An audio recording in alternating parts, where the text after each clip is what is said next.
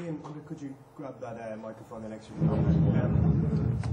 Just in how we look at European policy towards Israel-Palestine and sort of the role of Europeans, there's a question underneath it as well, which is here in Britain, whether British policy should be channeled through the European institutions and whether we have more influence collectively than we would have unilaterally. I think in your position, sitting in the shadow cabinet looking at this issue, it'd be interesting to get a sense of what the Labour Party's policy and your own personal views are on those sort of cross-cutting questions. Firstly, I'd just like to say a real pleasure to be here this evening to listen to the testimonies that we've heard from Ahmed and Gabi. And that's really why I think OneVoice is such an important organisation, because to date, politicians like me have failed on this issue. And frankly, what keeps me going is listening to people like Ahmed and Gabi and seeing the commitment that they have to the two-state solution, which is the political aim of the EU, of the UK government as it is, of the Labour Party, and the frustration about this intractable issue is that we all agree on the solution, but we don't seem to be able to get there.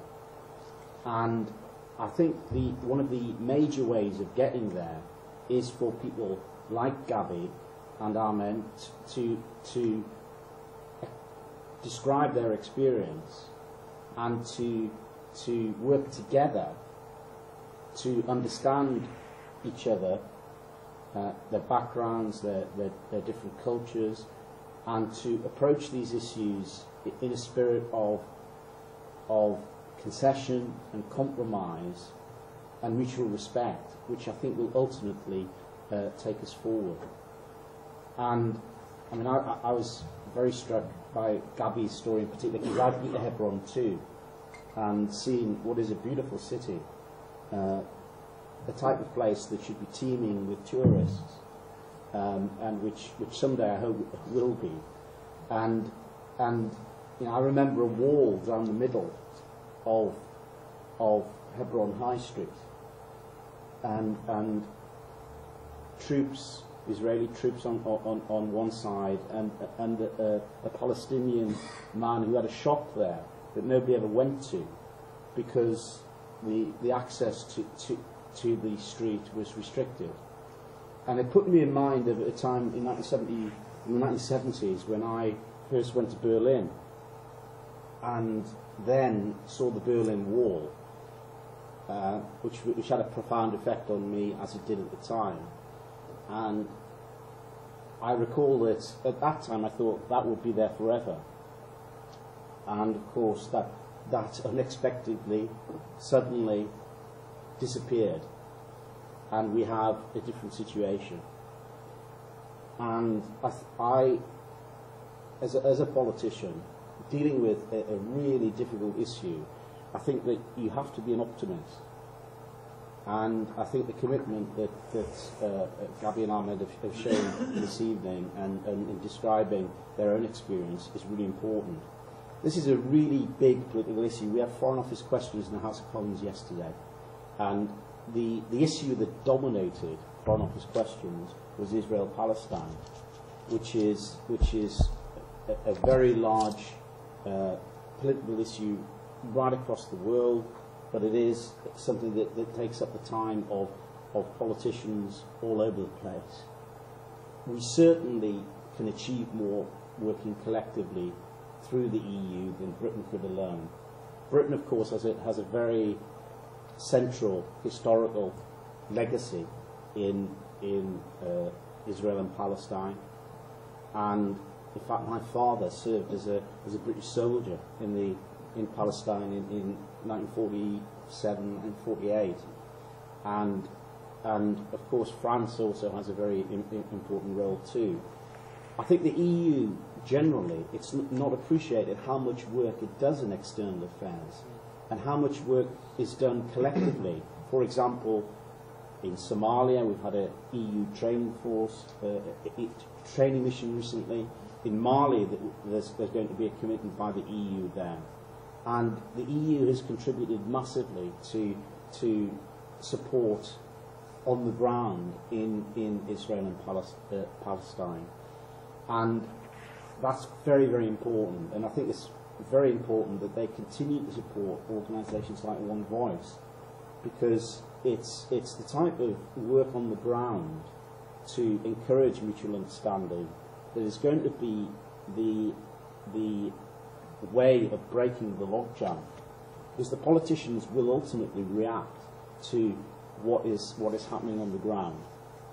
And I think that the people in Israel and Palestine will at some point, as they have done in other circumstances in very, very different parts of the world, will come to a position where they realise that they will achieve more in their lives by conceding to some extent and seeing that the only way forward is to work with each other and to develop more mutual understanding. And that will take us through the very difficult process of getting to that two-state solution, which is the destination that we all want to achieve. Now, we in Britain and in Europe need to understand the issue, which is so complex, and the history of which is so long. And I think what you've been doing this week in terms of promoting understanding is very, very important, because people get into silos, jump into their trenches on this issue. And what is not going to solve this issue is for people to stay in the trenches and not speak to each other and not understand the other people's point of view.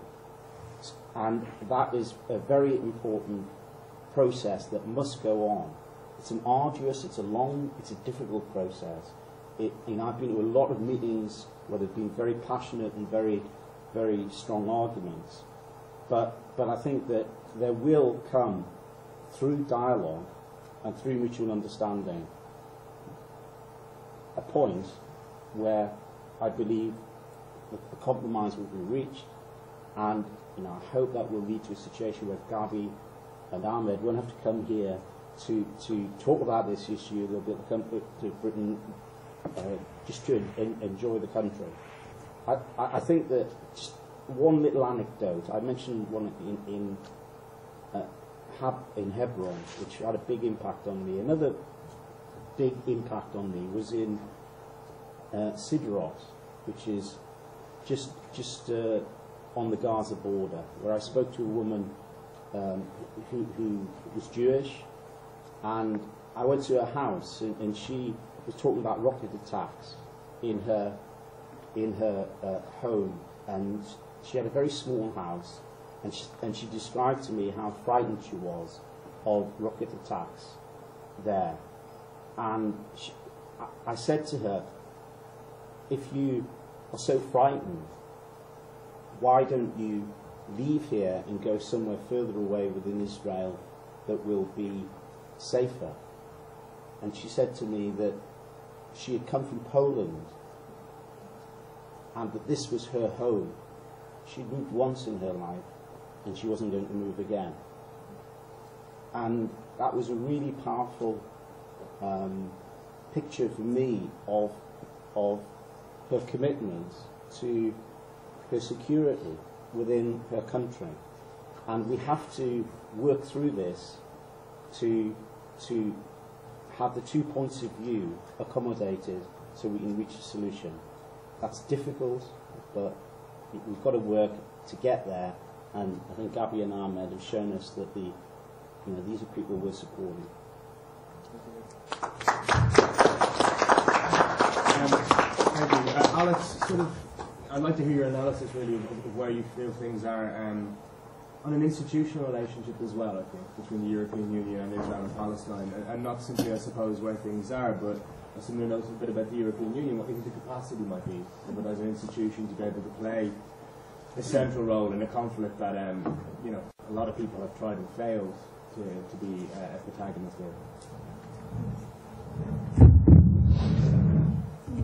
Thanks, John, and just add my thanks to the rest of the panelists, to OneVoice for organising this event and for inviting all of us. I was particularly interested to come to hear the stories of Ahmed and Gabi, much more interesting than sort of the policy wonk perspective that you'll get from myself. And it's been really interesting to hear about the work that you've been doing in your respective communities and together to sort of drive forward a more sustainable solution to the problems. Rather than sort of give you a potted history of what the EU has been doing in the Middle East, I think I wanted to sort of approach this in the sense of three questions, looking at the role that Europe can play, is playing at the moment, should play in the future. So the first question would be, does the EU have the capacity to make a constructive difference in the Middle East peace process? What are the tools and the leverage that it has at its disposal? Secondly, if it has the capacity that it needs, what are the issues around political will? What is sort of holding it back from playing a more constructive role, preventing it from doing more? We heard a bit from Jackie at the beginning, and I'm sure other colleagues in the Commission can say more about the huge amount that the EU is already doing to support both Israel and Palestine. But clearly there's something else that needs to happen to take it on to the next stage. So where are sort of the issues around political will that are preventing progress from being made? And then finally, given that if we have the capacity, if we have the political will, if we can generate those things, what could we do what are the actual actions that we could put in place to drive forward a solution to this crisis? Thinking about leverage and the tools that the EU has at its disposal, I think it's clear that it does have the capacity to do a great deal of good in terms of the peace process. It is beyond the political relationships, the historical political relationships that many European member states and EU as a whole have with both Israel and Palestinians. It has a great deal of economic impact with both of these states. It's Israel's largest trading partner. It's the largest donor to the Palestinians as well, both through the UN Relief and Works Agency and through other projects to support humanitarian assistance and infrastructure building and institution building. So it has sort of a key role there in terms of the resources at its disposal to support Israel and Palestine. Beyond that, I think it also has sort of more of a soft power, a pull, if you will. Israel has sort of long been keen to build closer relationships with the EU. I think there was one poll in 2011 where more than 80% of Israelis said that if given the opportunity, they would like Israel to become a full member of the European Union. So there's sort of that driving force, that connection that ties Israel and Europe together. And on the Palestinian side, Europe has been sort of so instrumental in supporting humanitarian assistance and so on. There's clear connections there and leverage that it has to push both sides together to drive a solution to the conflict. So if there's capacity there, if there's resources, what about the politics of it? Why hasn't the EU actually achieved more? Because there's no doubt that it does want to play a constructive role in this process, given the time and resources it's invested in the peace process, given the obvious benefits for the region and for Europe and the world to see a resolution to this conflict. But it's had some difficulty in doing that profoundly political work of brokering negotiations between two sides that are often very far apart on critical issues. I think that's partly a function of the way the EU operates, its need to have consensus on its approach to these issues, when the member states often disagree quite profoundly on the best way forward. So, for example, with the vote that Ahmed was describing at the United Nations, I think the aim would have been for Europe to have a united position on this front, and I'm sure that's what was being pushed for behind the scenes. But in the end, 14 European states voted for Palestinian non-member status, 11 abstained, including the UK, and Czechoslovakia voted against. So there's quite a spectrum there, and it's hard to pull them all together and get them to come up with a common position, which limits their ability to play a sort of constructive facilitator in these discussions. And I think it can also sort of hold the EU back from taking up bolder propositions about ways of resolving the conflict. It's been quite wedded to this model of working through the quartet, so working with the US and Russia and the UN, towards the roadmap that was set up in 2002.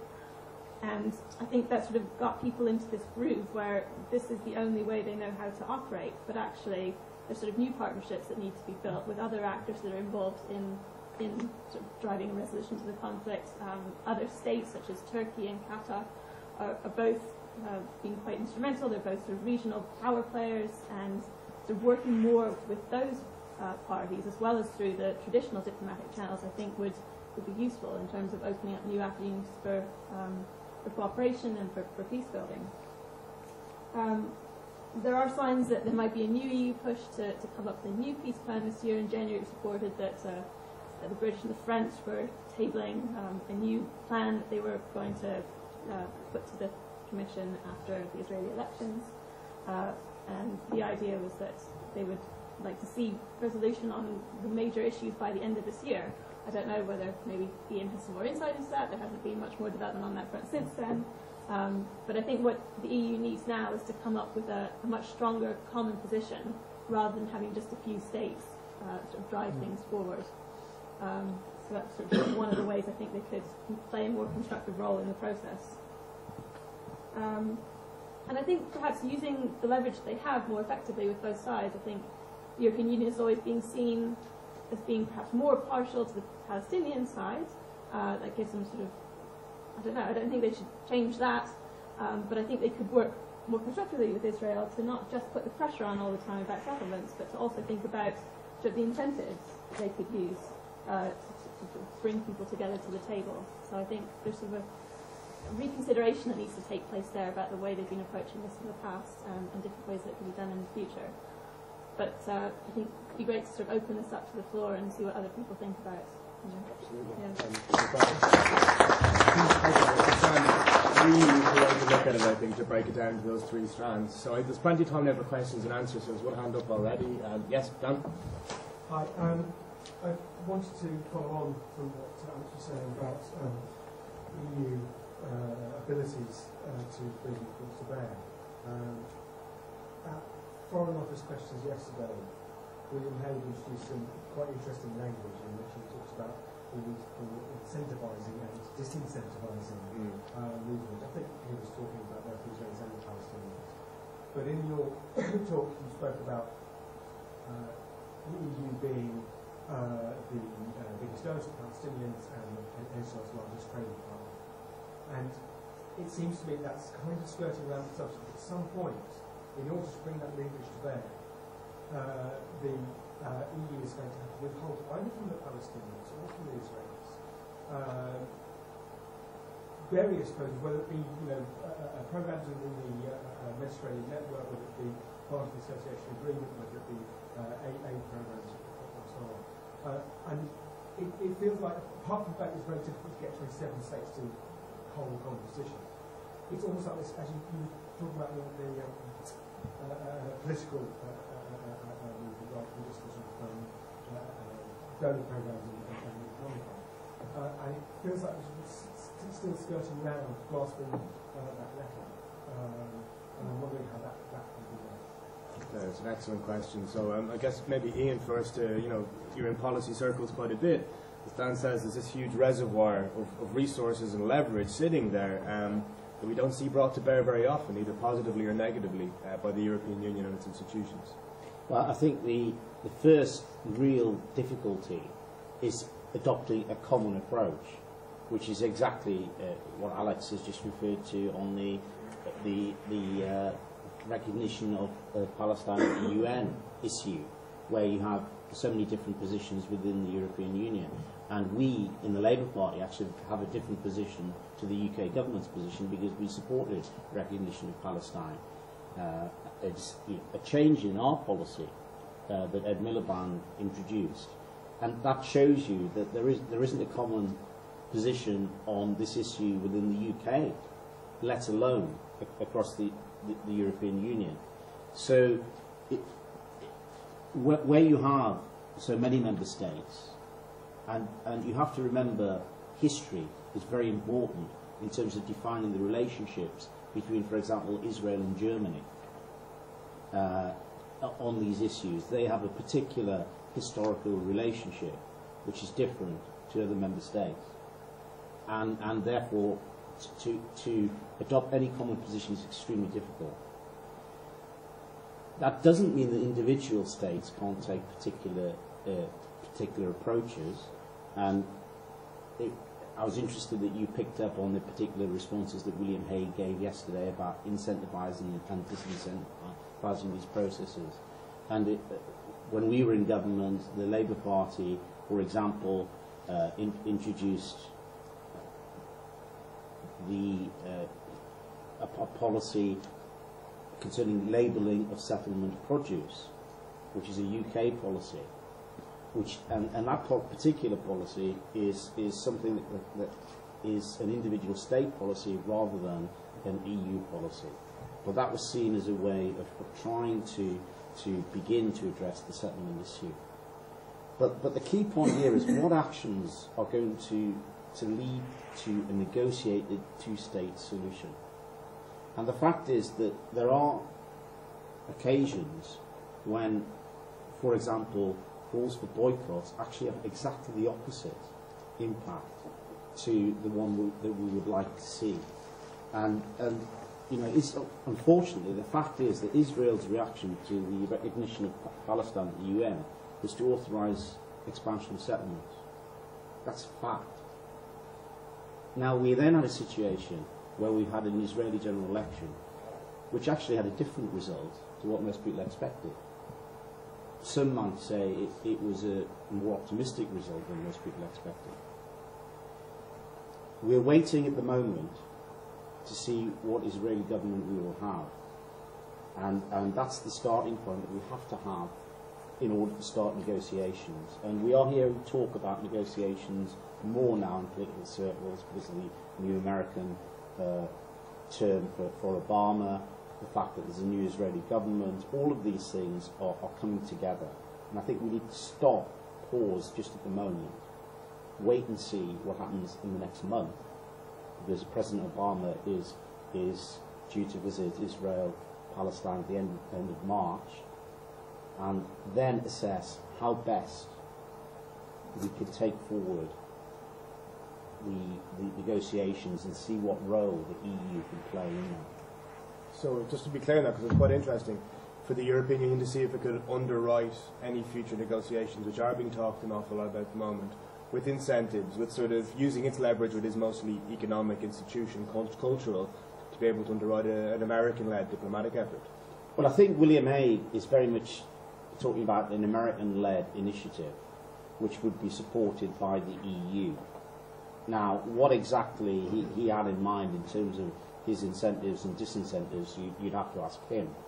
But I think we need to see what process we're going to be working through by background before we get into the detail of how the EU will be involved in that. The EU is involved. It's massively. I mean, this is the most subsidised place on earth that we're talking about, literally. And the fact is that we haven't spent that money well, because unfortunately the conflict is still there. So somehow we have to engineer both investment and disinvestment to take matters forward. And that's all part of the big process that needs to happen now if we're going to secure this two-state solution. National policy and for example, EU foreign policy affairs. This is what we are doing in Palestine and Israel to prepare the ground for a concrete peace agreement. As Mr. Iron says, that the peace must come from the best and from the majority of the two sides.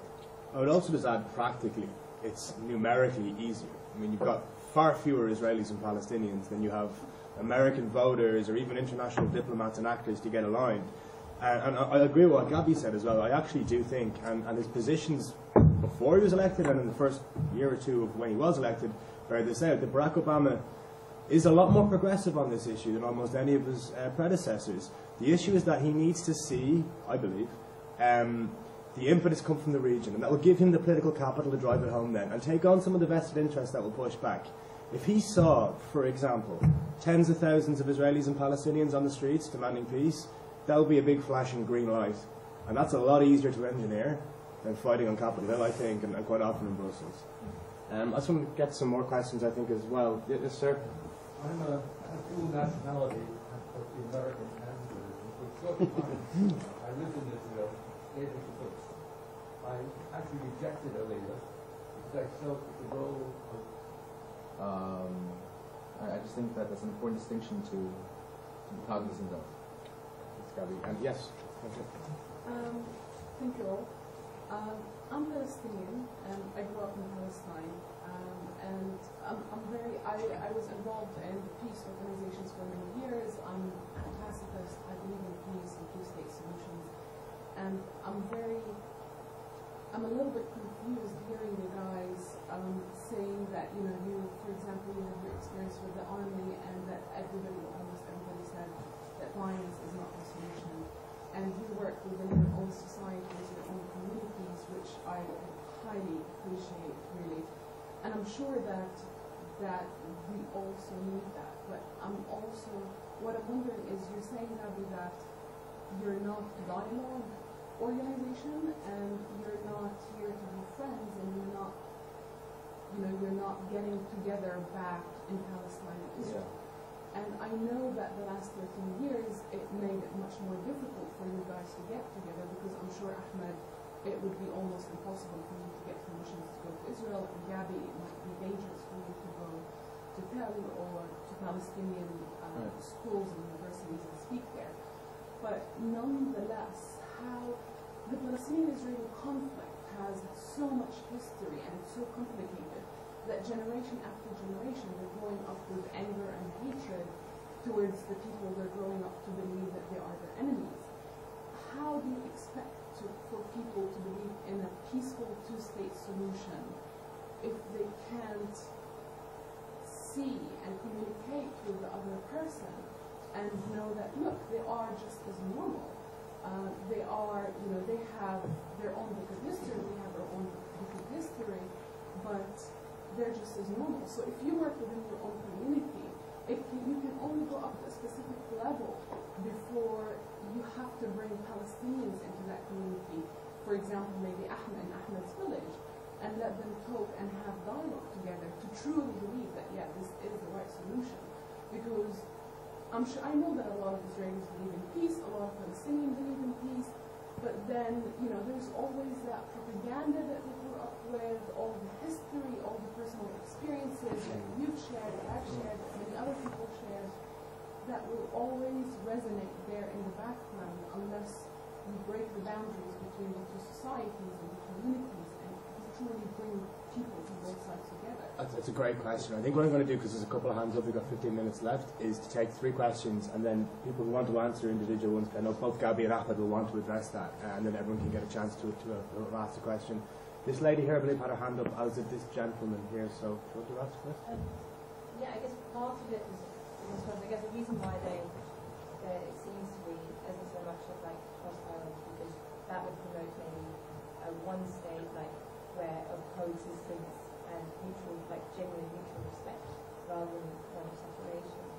And the question I had, mostly to Gabi, thank you very much for coming, and what you said. A lot of what you said was very, very interesting, and I commend a lot of what you're doing in Israel. However, something that I really appreciate clarification on is you spoke at the beginning about the importance of mutual respect and of peaceful solutions, and yet you continue to serve in the army, and you're involved in what many see as a massacre in Gaza. And OneVoice has city listening as associated with it. And I can't comprehend how those things are compatible. I'd be really interested to hear. Sure. We are working with the majority. We are working with about 10,000 volunteers in Palestine to work with different cities in order to make this idea of two-state solution most reality and much closer for reality. So I think the dialogue between this. By the way, there is a small group in Palestine criticized us as a normalization group, OneVoice. But in fact, we are not a normalization group. We are working to change the reality between the two sides. we are working to separate the two sides. We are not working like, as Gabi said, we are not working to make like a friendship between the sides. We are not calling for the Palestinian people to playing football with the Israeli colleagues in the beach of Tel Aviv. We are not calling the Jewish to visit Nablus and to eat kinafa. We are not calling for the... So I think the dialogue is like sensitive subject between the two sides. Nobody can... I will never forget the youth who were killed in my village. And I think it's very difficult for me to live in Israel and within the Israeli community. And I think the same thing for them. So I think what we are doing is like the most difficult thing is to prepare the ground for the two majority to accept complete disagreement. And we are working hard with Islamic parties. By the way, we met with like Hamas in Gaza. John was of the team. I hope to visit Gaza. I have never gone to Gaza. John, before me, visited Gaza. So I think our work is very important. Our work is very important, and we are working also with the political level to bridge the gap between the majority level and the political level through making regular and monthly political discussion and town hall meetings in each different cities in Palestine. We were in like, yeah, there is bring political figures and from the Palestine Authority to discuss the peace process with the community in both sides.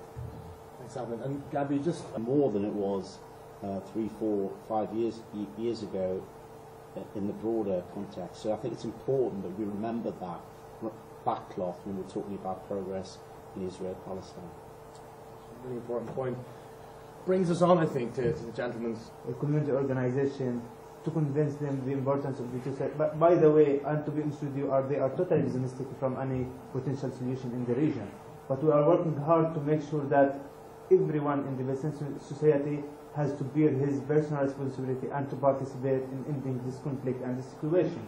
We are working in different cities, from Jenin to Nablus to Ramallah to Hebron to all the cities, to make sure that the people are up to date with the political levels. And I think the Palestinian society and the Palestinian people, most of them most likely they are politician people, and most of them have their personal opinion about the occupation and the conflict and the settlements, the borders, about Jerusalem.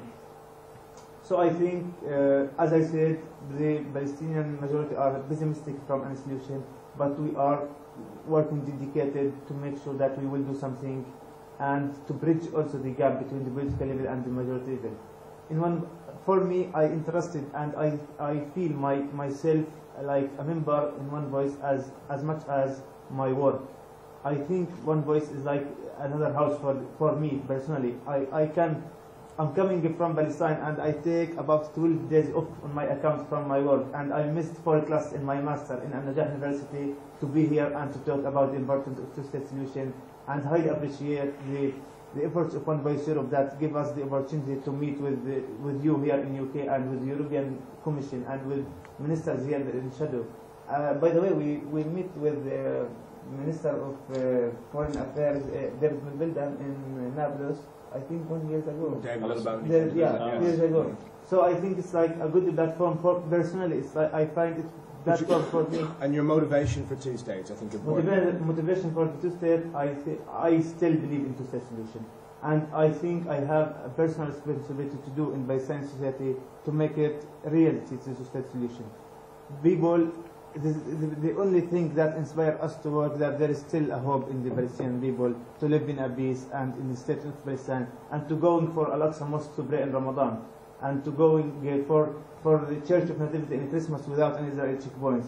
The Palestinian people willing to live in a peace, and that something make us like there is hope in the Palestinian society to do, and I believe and I find myself one of those people who are willing to live in peace, and hopeful that my institution, Monetary Authority, will transfer to Central Bank of Palestine and to have our national currency in Palestine. So it's a Palestinian sovereign Arab state. That's the motivation. I want to actually bring in Ian and Alex as well to talk about viability from an international looking out. But just before that, I'd like to hear from Gabi on sort of the mainstream Israeli sort of motivation for a two-state solution. What gets you out of bed in the morning to try and make it happen? Gets me out of bed in the morning. Yeah. In general, it's my cat.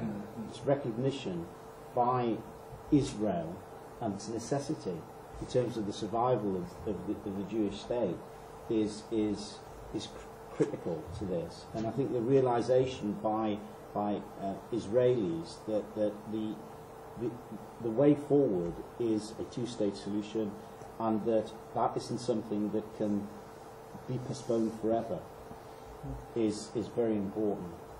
And I think we're going into a time now where I hope that as I said earlier, I'm an optimist that the Israeli election result was different to what I expected. We're now going forward and we're talking about an initiative or the creation of a process that hasn't existed in recent years. I hope that process will start. I hope the Israeli people have pointed things in a different direction that they've been going over the past few years, and I think that that gives an opportunity, and I put it no higher than that, because the longer that settlements are expanded, the more difficult it becomes, because people will then have to move, there will be more land swaps, all those difficult issues become more difficult the longer this is postponed. I'm going to take the opportunity. I just want to add one more thing, sure. if you don't mind. Quickly. I think when you address the issue of a one-state versus two-state situation, I love the analogy of a divorce. You know, it's been a horrible marriage for both being spouses.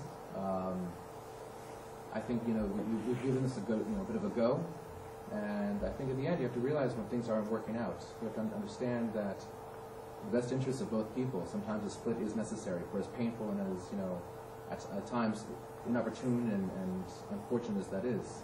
I think it's a reality that we have to accept. Absolutely. I'd also kind of caution people, with all due respect, the logic that a two-state is smart enough to know this intellectually. It doesn't mean that by default a one-state solution suddenly becomes desirable or benign. I spend a lot of time with people like Gabi and Ahmed, moderates, good people in Israel and Palestine. I also spend some time with bad people in Israel and Palestine. I was my last visit, I spent some time in Gaza and I spent some time in a settlement, and I talked to some people who terrified me. And I don't really like the idea of those people living in a state together. And I think that they're going to wake up every day and do things that put the lives of Ahmed and Gabi in danger. I think the best thing, and Gabi's analogy is dead on, the best thing that Israelis and Palestinians need for a period is sovereignty of their own states, and to sort out some serious structural problems in their own societies that have gone completely unaddressed because of this sort of existential conflict. Who knows what happens 40, 50, 60 years down the road? But we have lots of templates for war-torn societies that are roughly 50% ethnically opposed to each other, 50% Jewish, 50% Arab. I think that could be a very dangerous paradigm for us to sleepwalk into. I think a lot of people internationally mean very, very good things when they wish it, very benign, utopian things. I share myself.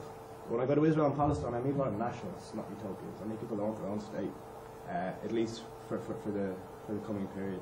I'd like to get a big round of applause for our panel. Thank you all for coming.